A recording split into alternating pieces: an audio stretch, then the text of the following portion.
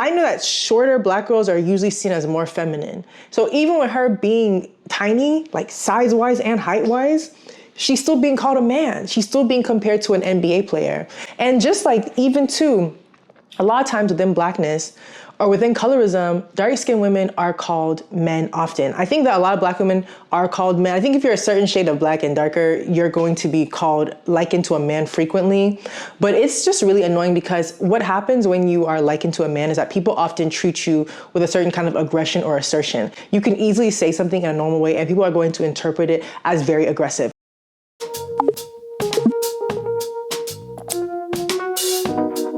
Sometimes it don't make no sense. Does it really have to? There is not. Hi, welcome to Mayowa's World. Hi y'all, welcome to Mayowa's World. My name is Mayowa, and on my platform, I like to talk about colorism, featurism, texturism. And featurism is discrimination of stereotypically black features. I think between colorism, texturism, and featurism is the one that I feel like gets a lot of pushback and is really a touchy subject, because I think when we talk about Eurocentric standards of beauty, I really believe it's a continuum. And also when I mention Eurocentric standards of beauty, it does not mean that this person looks European. Eurocentric does not mean European looking. It means that you have a feature that is beneficial within a Eurocentric standard of beauty. So take, for example, being skinny is benefiting within a Eurocentric standard of beauty. Being skinny is not exclusive to Europeans. There are Africans who are skinny, there are African Americans who are skinny, but it's saying that this mode, this body that you have, the body type that you have, is beneficial within a Eurocentric beauty standard. Same with having long hair. Having long hair is not exclusive to Europeans, but it is beneficial within a Eurocentric standard of beauty. Even for myself, I can admit that having long hair has a different treatment with having 4C hair than when I had short 4C hair. So I just want to clarify, because when I say Eurocentric standards, sometimes people are like, no, she's not European. And I know these people do not look European. So once again, this is a continuum. If you enjoy my content and you want to join my Patreon, you should join my Patreon. I do early uploads. I also do videos about my own personal life. So if you're interested, yeah, please join my Patreon. Today, I want to talk about featurism, specifically around Olandria, and how I think with the rise of Olandria's popularity, you start to see people make anti-black and colorist comments towards her. So for those who don't know, Olandria was on Love Island, and I don't know if she was the winner or not. I genuinely don't care, because in my eyes, she won. She's with this white boy. People like him. That's fine. To me, the star of the show is Olandria. You could exchange her out with any of those boys. It doesn't matter, because Olandria is a star. And so she's getting more mainstream success and she's going more places. And I think with her going more places, people have more critique about how she looks. And I want to also preface this that Olandria is a dark-skinned woman and Olandria is very skinny. Olandria is also somebody who her body type is a very adored body type.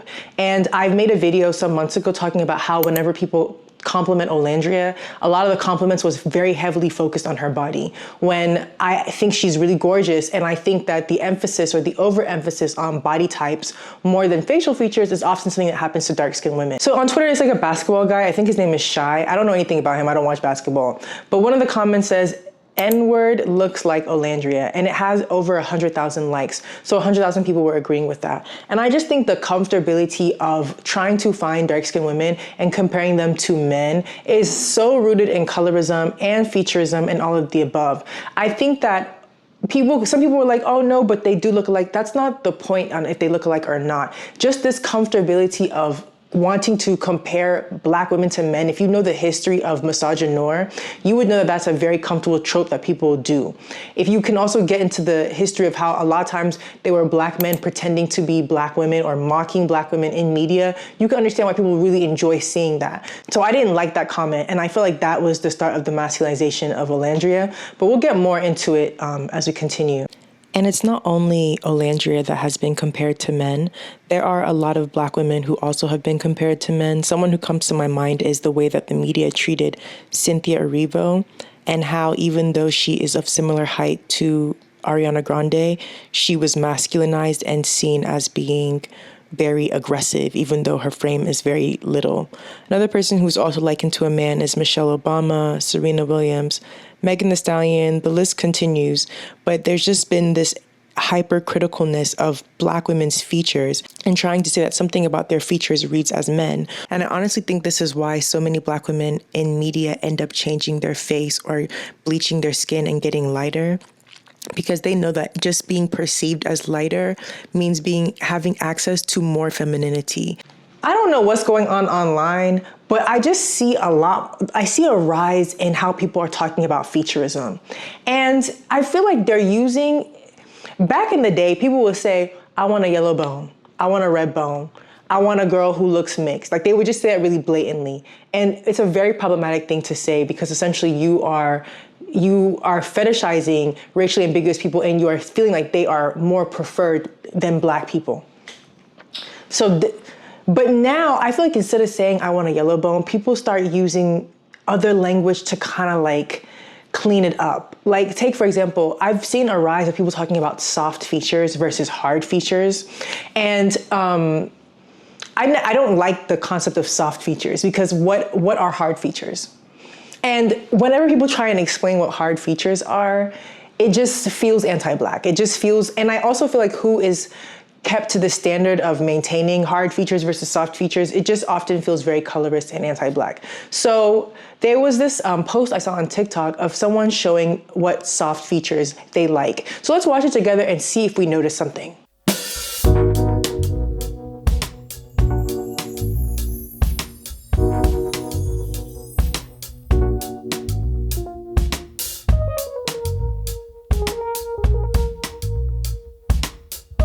So I don't know if y'all noticed it, but it was literally a slide of a lot of mixed race women, a lot of women who are mixed with Black. And this is what I mean by a lot of times these soft feature things end up just being colorist and featurist, because the idea of wanting mixed race people to be a representation of Blackness is something I've spoken about a lot on my channel. But just like you can very much so see it with the energy of the slide.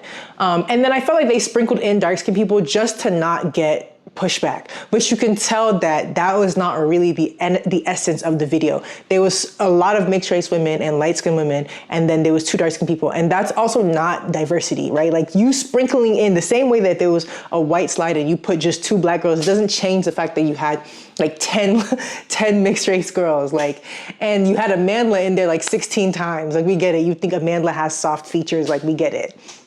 But, you know, and then people were in the comments and they're like, no, somehow Olandria ended up trending about this. And people were like, well, Olandria has hard features. Shelly has soft features. And I don't like how people talk about Olandria's features in comparison to Shelly. The only reason that those 2 features are constantly brought up next to each other is because they're dark-skinned women. But I never see people talk about Kylie Jenner's features versus Gwen Stefani. Who are white women? I don't even know white women. Kylie Jenner's features versus... who's a white woman? Margot Robbie. Hey, God, I don't know white women, but you don't see them compare white girls like they do Black, dark-skinned women. Like, in their mind, they have to make sense of why they feel a preferential treatment towards one versus the other. And I hear people say, oh yeah, but Olandria has harsher features than Shelly because Shelly has like a button nose or something like this. And I just think, like, calling someone's features harsh, does that sound normal to you? I could never. I think it sounds mean. Like, I think that what you're trying to say with harsh features is features that are stereotypically Black. I think harsh features is not getting a nose job. When I look at Olandria, it looks like the nose that she came into this world with is the same nose she has, and that's why it's being called harsh features, because she's dark skinned and she's kept her nose, and she has cheekbones. When you see her next to white girls or white women, I have not seen white women be held into the same level of scrutiny as dark-skinned women. It's just like, people have to just give terms to words of how dark-skinned women exist to like justify putting them in certain places.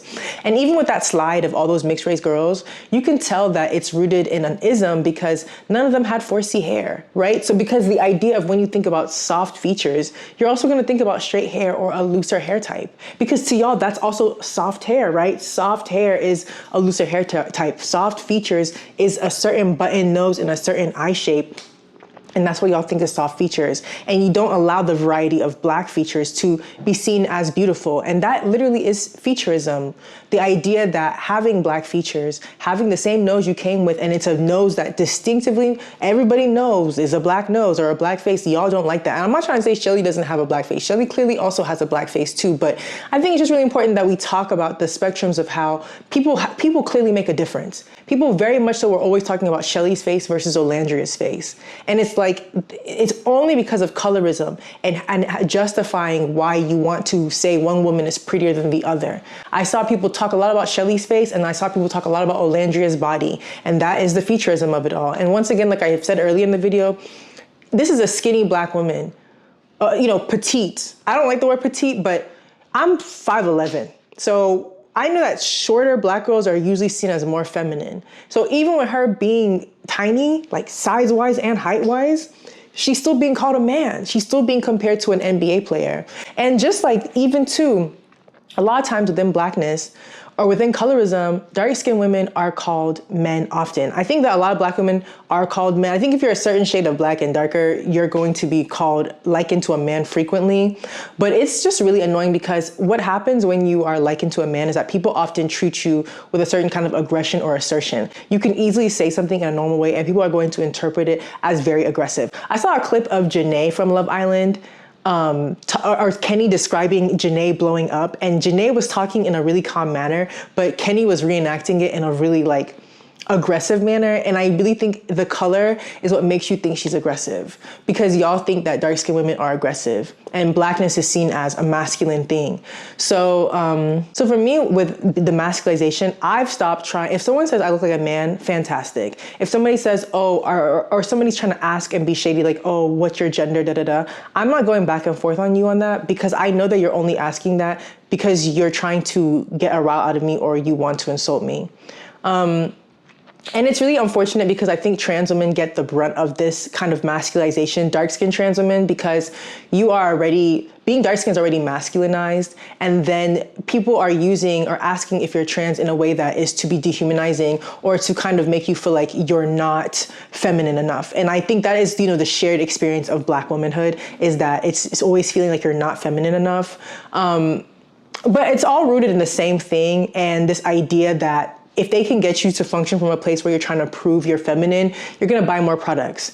You're gonna do more things to prove it, and that fuels capitalism. So it's really important to reject any expectation that your features are not soft, that your hair is not a good hair type, that your skin is too dark, and just embrace those things, because it's a predatory world for a reason. And as I've said many times, Olandria is a gorgeous girl. She's beautiful. And black features, there's nothing wrong with black features. There's nothing wrong with looking black in every country. Olandria looks like she's from every black country ever. And that to me is a beauty. And I had to relearn my orientation of thinking of realizing that being black and recognized as black is a beautiful thing, and it's something that I feel pride in, and I think other black people should feel pride in.